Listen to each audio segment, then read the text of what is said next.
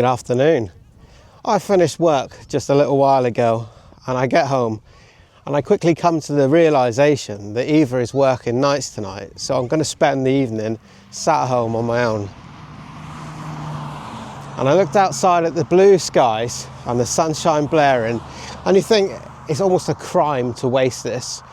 I'd like to go moto camping, but the thing about camping is that it's so easy to overcomplicate it and think about all the different kit you could take and what am I going to cook and what cooking gear am I going to use. So I thought, you know what, I'm going to take the simplest camping setup that I could find, throw it on the bike in moments and go. And all I have is this backpack and a tent strapped to the pillion seat of the bike, and I'm off. What a beautiful day for a ride. And to think I nearly sat at home and did nothing just because I was on my own. So this will be the first time that I've gone solo moto camping. Me and Eva, we spend all of our time together generally, but at the moment we're both putting in the hours, doing what we can, getting ourselves ready for the next big tour. But it's so easy when it comes to moto camping to get sort of like obsessed or, you know, stuck in with all the fine details and so what kit should we take and, you know, what tent should we have. But the reality is we can keep it really simple, and I reckon that me and Eva probably get a little bit carried away with this. I reckon that we enjoy the researching and the looking at kit and stuff, you know, just as much as the actual moto camping, and this has led to us having a plethora of gear. So I have taken the simplest selection of stuff that we've got at home, and I literally just have a backpack full of stuff, and that is probably because I am on my own and I have made my own decisions, which means that I have probably left half of the things that I need at home, but I'm going to find out one way or the other. But look, you know, worst case scenario, we can find many reasons as to, you know, what might go wrong or why I shouldn't go or whatever. The worst case scenario is I've already had a cracking time riding over Dartmoor. I mean, look at this. Could be sat at home right now. It's not like I'm going to camp out in the middle of the Sahara Desert now, is it? It will be alright. And in fairness, I say I've selected the most basic, simplest camping kit that I could come up with, but you could probably simplify this even further. But I think that camping is a pleasurable activity, and therefore you need to bring the things with you that's going to make you comfortable, and that's going to vary from person to person. Sure, you could do without a pillow, you could go to a restaurant or a pub or a chippy and find your own food, but I kind of enjoy the process of cooking something simple anyway, but we'll see how that pans out. But for now, what a place to ride. Dartmoor National Park. How lucky are we in the UK to have big open spaces like this available to us. Again, on the going simpler theory, you can in fact wild camp on Dartmoor National Park. You have to know in which areas you can go to that's legal, but there are still some areas where you're allowed to do that. Not quite up for wild camping yet. Honestly, what is better than on a sunny afternoon like this than just pottering around on your motorbike, spending some time outdoors, relaxing and just doing what you enjoy doing. Every opportunity you get to do this, go and do it. Never once have I come back from a ride and thought, oh, you know, I wish I hadn't done that. I do have to be a little bit careful though on this Benelli. If I stop off camber and have to put my left foot down, the bike is very heavy and I am very short, which means getting it back upright again can be a bit of a challenge. So I've got to be a little bit careful about where I stop with this one. These lanes can present a bit of a challenge should you meet something coming the other way. I just passed this place by, but I thought I'm going to nip in here and just show you. This is Bovey Castle, which is a big estate on Dartmoor National Park. They have a golf course and different bits and pieces here and events and weddings and things, but there's the most amazing building at the end of here. I've just got to nip in and show you. Now just have a look at that. Can you think of anything more picturesque when you think of Devon. We got so many big grand buildings and houses like this. Not everybody gets access to it, so when you come by and see something like this, I thought I just got to drop in here and show you. How grand is this? Now, believe it or not, me and Eva were taking a ride over Dartmoor one day, and we came across this place, and we stopped here by this fountain to take a photograph when the guy came out from inside and actually said we could go in and have a coffee. You can go in here and have a meal and a coffee and things like that, and if you get a chance, go in and do it. It's absolutely beautiful in there. It's like something out of Hogwarts or something. Not somewhere you're going to go every day for a coffee, but somewhere you should go once. I'm following Google Maps to this campsite that I found, but it seems to be finding me every little small lane going around Dartmoor. Been down a few sketchy ones now, and that is exactly what we don't want. That is the biggest fear with these small lanes here. The advice is, you know, for me anyway, go slower than you think you need to, because it's not necessarily you that will bugger up, but somebody coming spannering around the corner and can't stop in time. That's my biggest fear.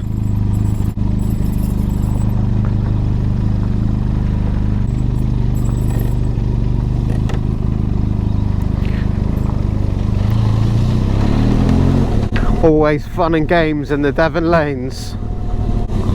Look at this lovely cottage here, painted white with a thatched roof and everything.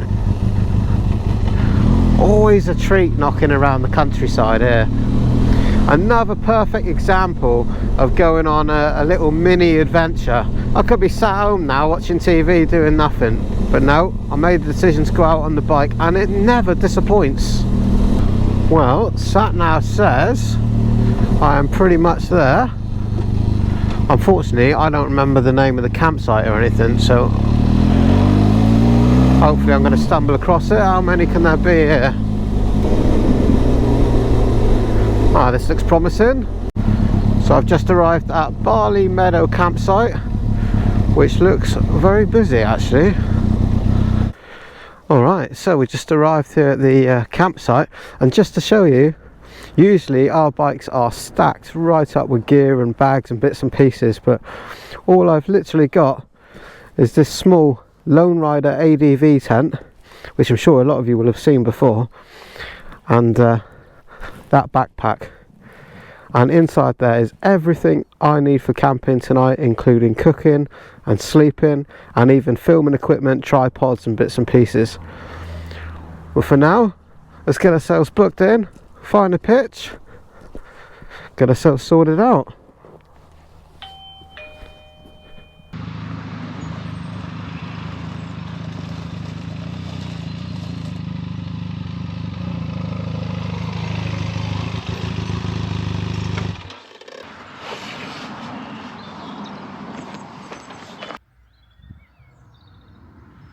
Well, I've lucked out here at this campsite. It's a really nice, quiet campsite here, just on the edge of Dartmoor.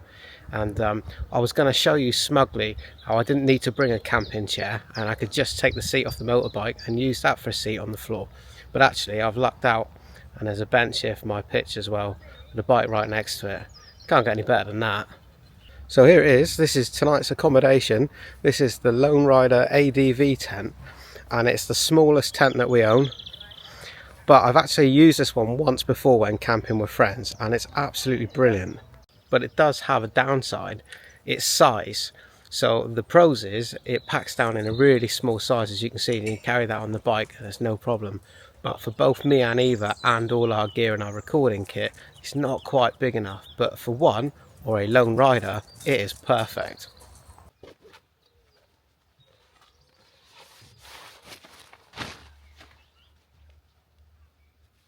In this bag that you get for the poles, all the poles are attached in one.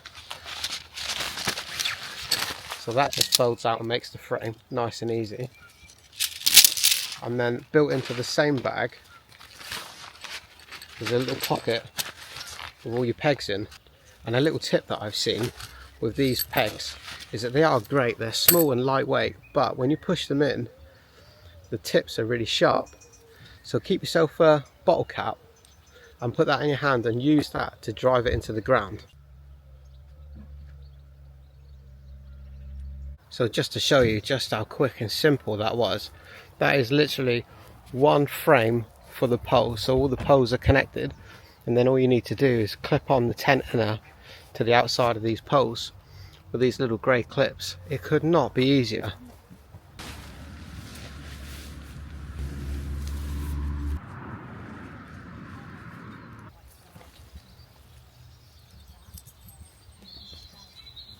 So there we go, one tent set up, nice, quick, easy, simple. It's exactly what we're looking for.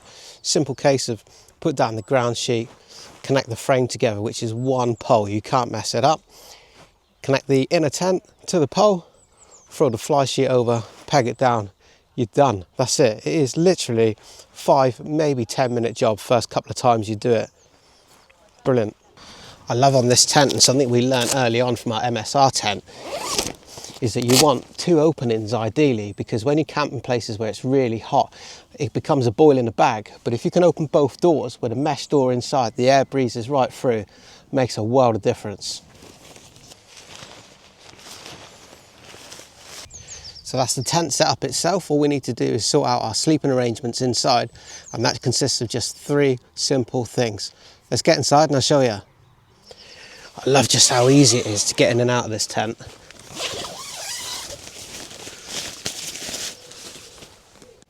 So for my sleep system this time, I have gone for the Flextail Zero mattress. This thing is really good. It's got an excellent R rating, packs down nice and small and light.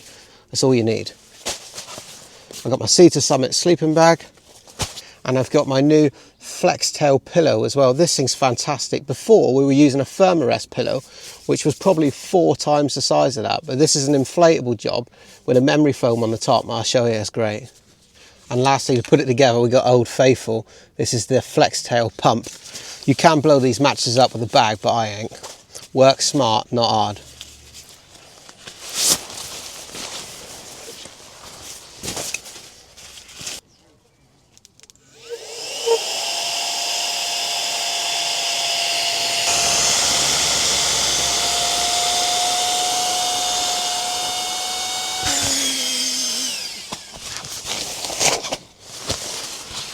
As you can see, the biggest downfall with these tents, this size, is its size.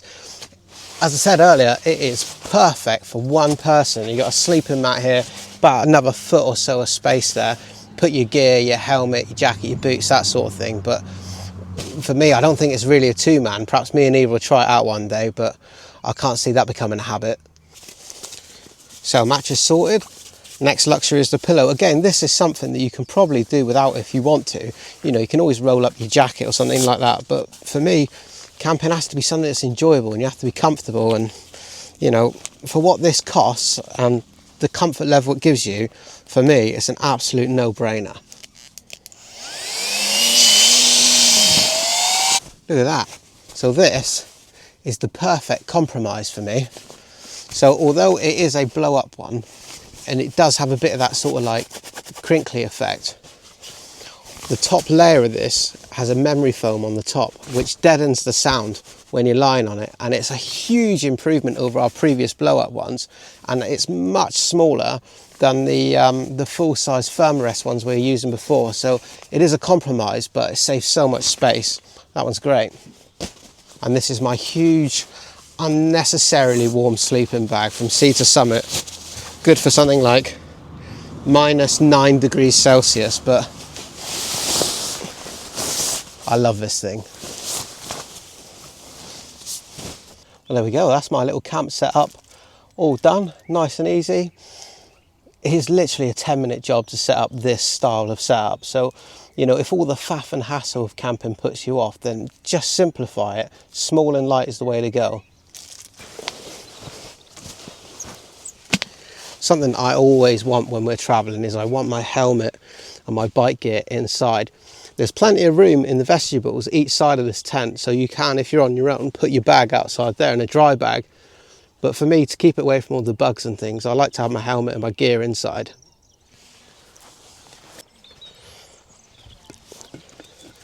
How convenient is this? A nice bench right outside.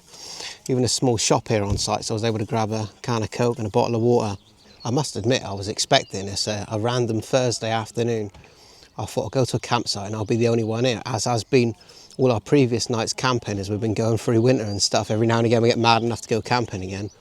But now the place is looking busy, the sun's out, all the camper vans and caravans are out. I can't see another tent yet, but I've walked around site. So you might be interested to know what I'm going to do about cooking without Eva and without all the huge amounts of camping cooking equipment that we usually bring. Well, I'll show you. In my little bag of tricks, I've got a tiny can of gas. This one is the fire maple stove. It's one of the all-in pot jobbies. Nice and simple, just add your gas, and inside I have stored little things that I need, like my lighter and a little fold-out cup from Sea to Summit. So there are various versions of these. We really like the fire maple equipment stuff, mainly because it's just at a fair price. But you can buy the original Jetboil one. This is a Jetboil gas canister as it goes, but any screw top gas canister is absolutely fine, whatever you can find in your local camping shop. But in theory, with this little pot and the contents that are inside, you should be able to cook yourself a decent little meal. And you can definitely boil water, make your teas, coffees, that sort of thing. But some of you might remember a little time ago, I thought it might be a really good idea, instead of all the camp cooking and going shopping and prepping all the food and everything, I thought it was a lot of trouble. I thought army rations, that's the way forward. So I bought a big box. I bought the entire menu of them. And they've sat in my garage ever since, pretty much. We tried a few of them, and yeah, they've just been sat there for a rainy day. So being that I'm here on my own and I'm not going to go shopping and I'm not doing all the prepping and cooking, I just bought an army ration pack. So this is actually a 24-hour ration pack. There's far more food in there than I need for this little trip. I'll show you what's in the contents in a minute. There's everything you need to survive for 24 hours, right down to toilet paper and a spoon. But a simpler option is just to buy the main meals that come out of it, because to be honest with you, you won't use most of this. So let's open up this ration pack then, we'll have a look. This one I've pulled out is menu number 10.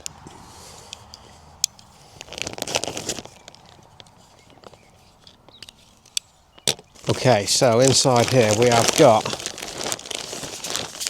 some main meals, beef burrito style filling with rice, an energy drink, Hunter's chicken, potato, bacon, cheese and a barbecue sauce. Now tell me that don't sound alright. I'm going to try that tonight for sure. But we'll see if that lives up to expectation. Got a bag of instant porridge for breakfast. Inside this bag is condiments. You got tissue, teas, coffee, wipes, bit of toilet roll, some waterproof matches, that sort of thing. We got a vanilla flavoured cake, hot chocolate. These are really good, but they're really high in calories as well. But on a cold night, you're very thankful to have one of those with you. Got some nuts, another fruit flavoured drink, just add water, a lemon flavoured drink, apricot oat biscuits. I think this is some sort of like a nougat bar. Some hot sauce, I won't be trying that. Some cola bottle sweeties, a Tutti Frutti flavoured drink, peanut butter to go on the oat biscuits, I believe. And these are water purification tablets. I've no need for that here, but it might be a good idea if you're wild camping to keep some of those in your bag, just in case. So as I say, you can buy these army ration packs online, and yeah, they're not very expensive. I would probably look for some that you think you like the sound of first and try it, because we've tried a few of these and they're a bit hit and miss. Some of them's okay and, you know, perfectly edible, and some of them are bloody diabolical. So we'll find out how tonight's goes later. Something I wanted to point out with these Lone Rider ADV tents is just how easy they are to get in and out. So the other smaller tent that we've got, the MSR one, has a more sort of triangular shaped door, but with this one it's a straight in access, and it just makes life so much easier. If only Lone Rider made this tent but a little bit bigger, so it was big enough for both me and Eva, so you could have two people and their gear, it would be perfect. Now I know that there are other people that have travelled two up and their gear with this tent, Honestly, I don't know how they've done it, and I'm sure me and Eva are going to give it a go, but from my experience only using this tent once so far, I reckon it's not big enough for two. I so enjoy just taking some time out to sit outside, listen to the birds, go motor camping, cook a simple meal. You know, you could do all of these things at home, but you do that every day, don't you? So a change of environment is just so good for you. Mind you, that's so easy to say now, but I've only been here a little while and it's still quite early.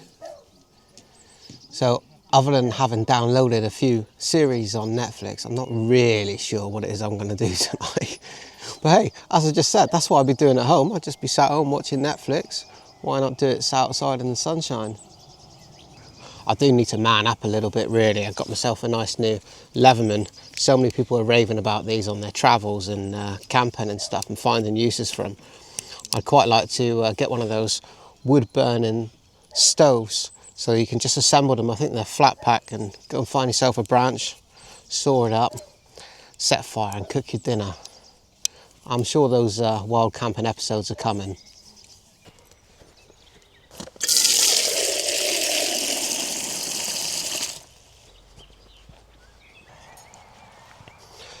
Right, so we got ourselves a pot of water. I'm going to get the stove on. I'm going to try out that Army Ration Hunter's chicken. So this should just be a case of connect it up on there, screw the gas on, fire it up.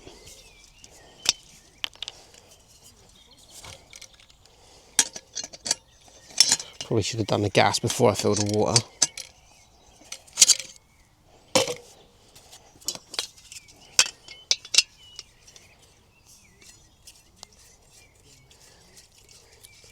So we just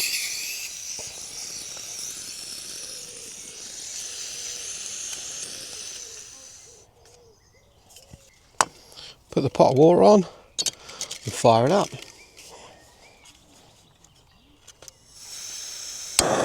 So simple cooking instructions on this one.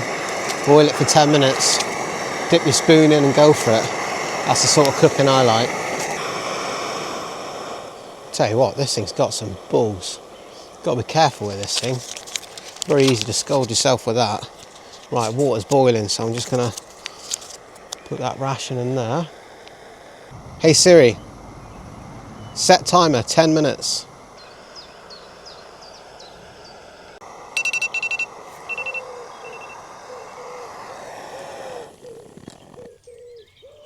Just like that, dinner's ready.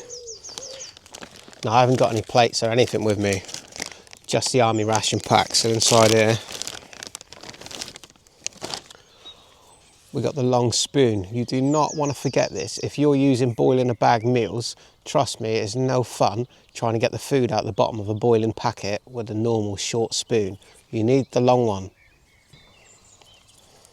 I was told in the comments the last time I did this from people who have used these in the army that you can actually now use the same water to either, you know, make your hot drink, your tea or your coffee, or if you can get hold of it, you can put eggs in there as well and boil an egg as well and add that to your food. All important taste test. So this is supposed to be Hunter's chicken, potatoes, bacon, cheese and a barbecue sauce. It looks horrid. I don't know if you can see that in there. That does not look good. Alright, let's give it a stir up. Let's be optimistic here.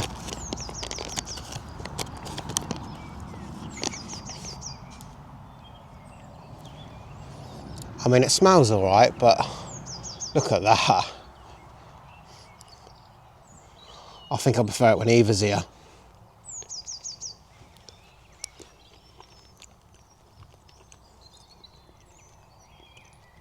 But in fairness, that tastes better than it looks. It's edible. It's probably a 4 out of 10.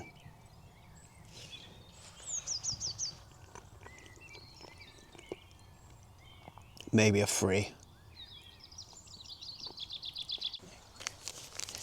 Well, as bad as that meal was, it was edible. It done the job at the end of the day. using the water left over in here to do the dishes. You want to keep that spoon because you might want the porridge in the morning, or another ration pack should I get bored enough because I'm sat here on my own.